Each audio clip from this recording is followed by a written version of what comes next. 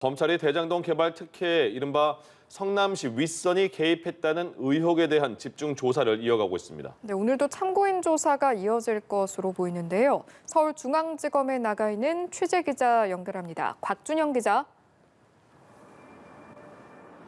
네, 검찰이 어제 대장동 도시개발 추진위원장을 맡았던 원주민 이호근 씨를 불러 조사했습니다.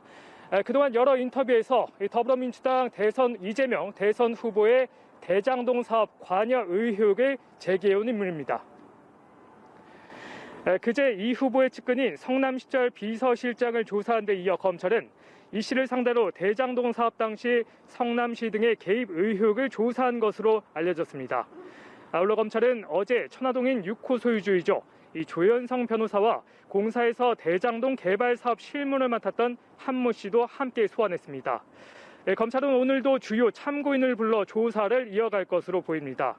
이런 상황에서 대장동 개발 초기부터 사업을 추진했던 정영학 회계사가 이 동업자 장재창 씨로부터 공갈 협박을 당했다는 의혹에 대해 검찰이 수사에 나섰습니다.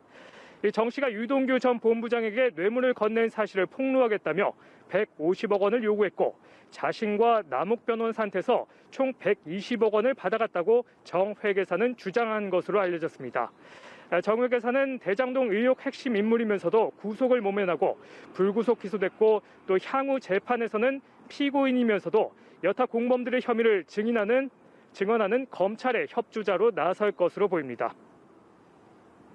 네, 윗선 의혹과 함께 로비 의혹 수사도 속도를 내고 있는 것으로 알려졌는데 현재 상황은 좀 어떻습니까?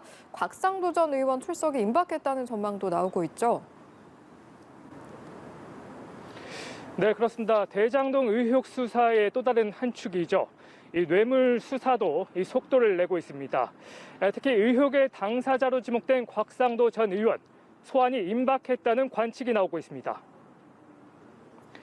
검찰은 이른바 50억 클럽의 멤버로 알려진 곽 전 의원 자택 등에서 확보한 압수물 분석을 이어왔는데요.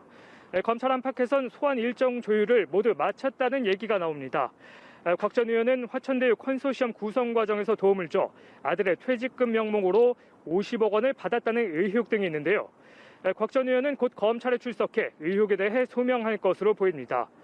검찰은 박영수 전 특검의 로비 의혹도 살펴보고 있습니다.